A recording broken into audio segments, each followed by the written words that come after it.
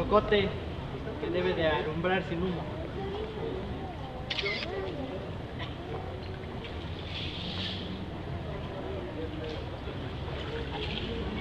Entregamos la obsidiana, la piedra, el tecpat, la medicina, el instinto.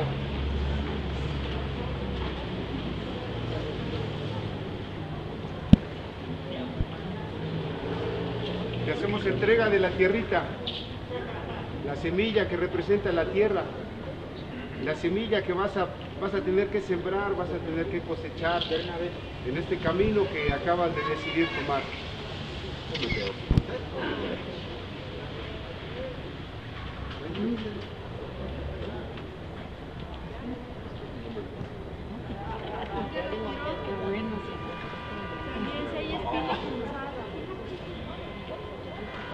Te entregamos la espina, por favor.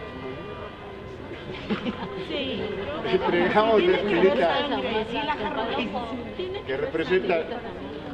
que representa la voluntad,